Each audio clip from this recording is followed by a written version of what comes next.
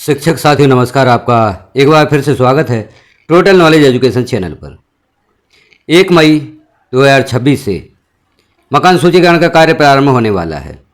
मकान सूचीकरण से संबंधित या जनगणना से संबंधित कुछ वीडियो पूर्व में भी पब्लिश किए जा चुके हैं। उन वीडियोज़ को आप अवश्य देखें। यदि संपूर्ण जानकारी आप देखते हैं तो इस कार्य में आपको किसी भी प्रकार की प्रॉब्लम नहीं होगी। आप अपना कार्य बहुत ही आसानी से कर पाएंगे। इस वीडियो में हम देखेंगे आप जब जनगणना करने जाते हैं या मकान सूचीकरण करने जाते हैं, पहले भवन पर पहुंचते हैं या किसी एक भवन पर पहुंचते हैं।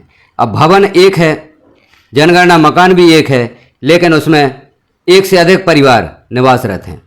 तो किस प्रकार से आप उस भवन की गणना करेंगे, उस भवन से संबंधित जानकारी किस प्रकार से आप भरेंगे।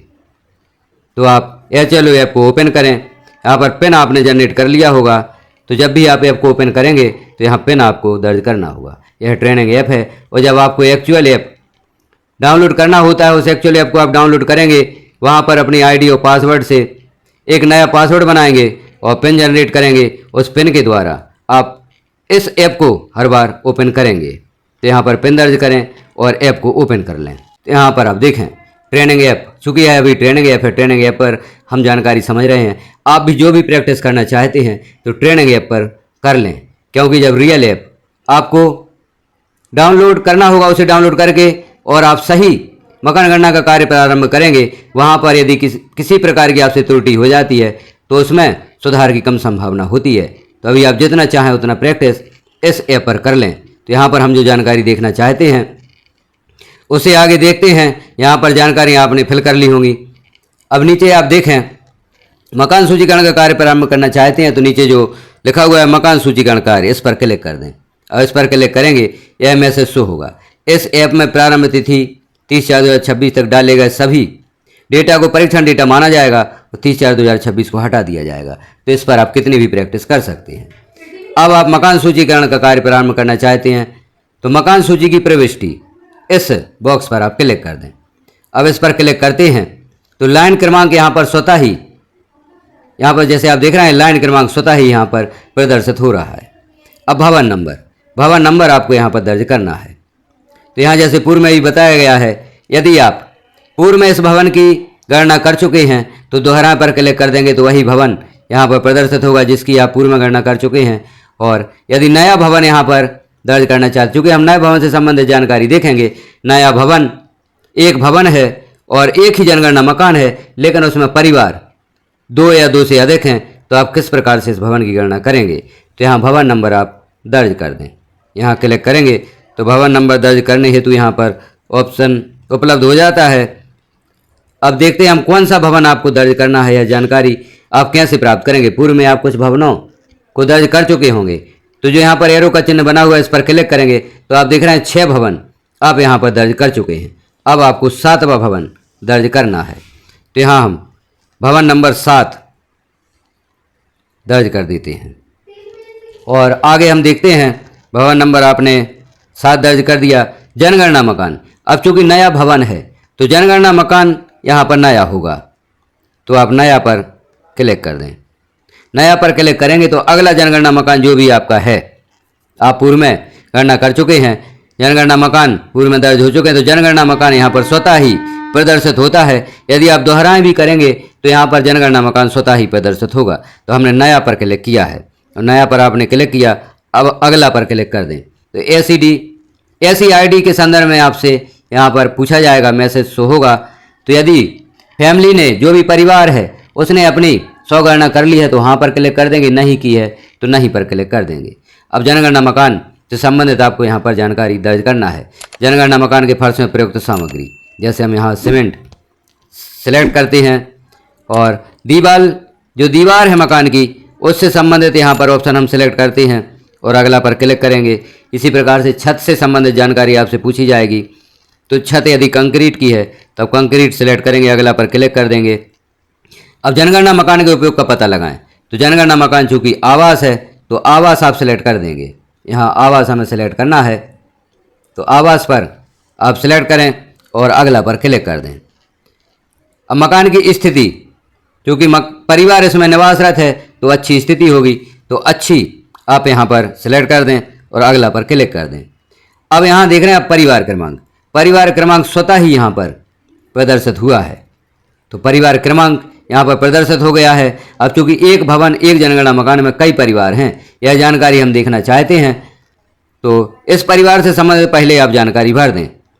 तो हम आगे की जानकारियाँ कर लेते हैं कंप्लीट और फिर हम देखते हैं अगला परिवार किस प्रकार से आप दर्ज करेंगे। तो हम जल्दी से इस परिवार की जानकारियाँ यहाँ पर कंप्लीट करते हैं। अब जो यहाँ पर अंतिम प्रश्न है मोबाइल नंबर से संबंधित, 34 नंबर पर आप देख रहे हैं मोबाइल नंबर दर्ज करना है।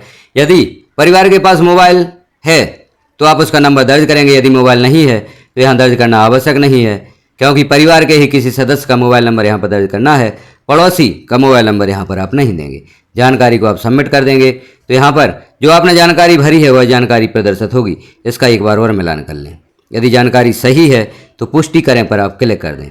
अब पुष्टि करें पर आप क्लिक करते हैं तो पहले पेज पर ही पहुंच जाते हैं जहां से हमने मकान गणना प्रारंभ की थी। अब देख रहे हैं आप लाइन क्रमांक अगली यहां पर प्रदर्शित हो रही है। भवन नंबर हमने जैसे पूर्व में ही कहा था कि भवन नंबर वही है, जनगणना मकान भी वही है। तो यहाँ आप दोहराएं पर क्लिक करेंगे, दोहराएं पर क्लिक करेंगे तो वही भवन नंबर यहाँ पर दर्ज हो जाएगा।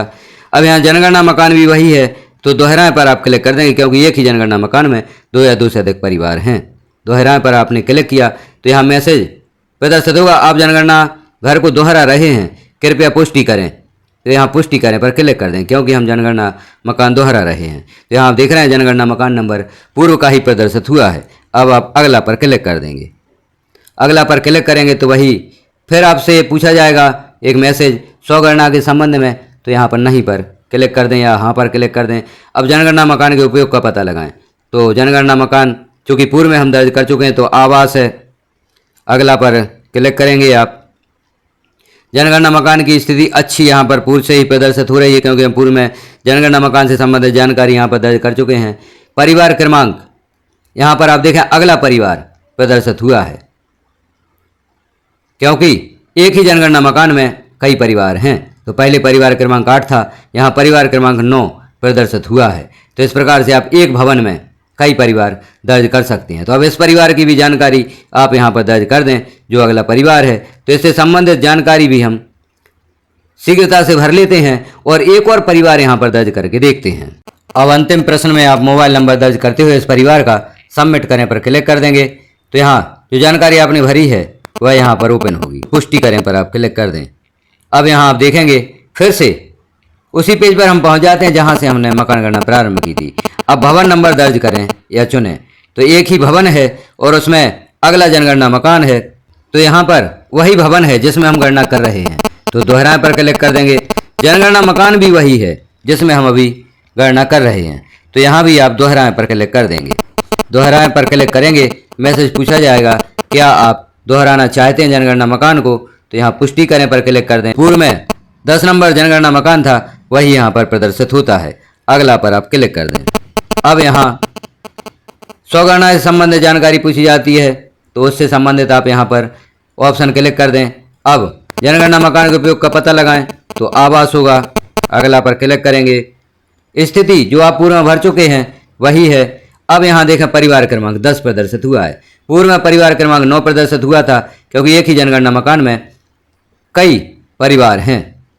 तो अब परिवार क्रमांक 10 यहाँ पर प्रदर्शित हो गया है। तो इस परिवार से संबंधित जानकारी भी आप यहाँ पर फिल कर दें, जैसे हमने पूर्व में फिल की थी। तो अगले परिवार की गणना भी यहाँ पर पूर्ण हो जाती है। अब इस परिवार की जानकारी को भी आप सबमिट कर दें। तो यहाँ एक भवन और एक जनगणना मकान और इसे हमने 3 परिवार की एंट्री देखी। किस प्रकार से आप करेंगे, पुष्टि करें पर आप क्लिक करें तो आप प्रथम पेज पर ही पहुँच जाते हैं। तो अब यहाँ हमने परिवार से संबंधित जानकारी देखी थी। एक ही भवन में एक ही जनगणना मकान में 3 परिवार किस प्रकार से आप दर्ज करेंगे। परिवार का अर्थ क्या होता है, ऐसे सदस्य जो एक ही रसोई से भोजन पकाकर खाते हैं वह एक परिवार कहलाता है। तो यहाँ जो 3 परिवार थे उनका रसोई घर अलग अलग था, लेकिन जनगणना मकान एक ही और भवन भी एक ही था। तो यह जानकारी फिल करना हमने यहाँ पर सीखा। तो आप भी इस वीडियो को शुरू से आखिरी तक देखें तो यह जानकारी आपकी समझ में बहुत ही अच्छे से आएगी। जानकारी आपको अच्छी लगी हो तो इस वीडियो को अपने अन्य साथियों में शेयर अवश्य करें, क्योंकि जो मकान गणना का कार्य है वह थोड़ा कठिन भी हो सकता है और यदि आप अच्छे से समझ लेते हैं तो सरल भी हो सकता है। तो अन्य साथियों में शेयर करें। इस प्रकार की जानकारियां देखने के लिए, यहाँ पर कोई भी आपकी समस्या है और समस्या का समाधान देखने के लिए हमारे साथ बने रहें। चैनल को सब्सक्राइब कर लें, बेल आइकन को क्लिक कर ऑल पर प्रेस कर दें ताकि यह महत्वपूर्ण जानकारी आपको नोटिफिकेशन के रूप में प्राप्त हो सकें। वीडियो को लास्ट तक देखने के लिए आपका धन्यवाद।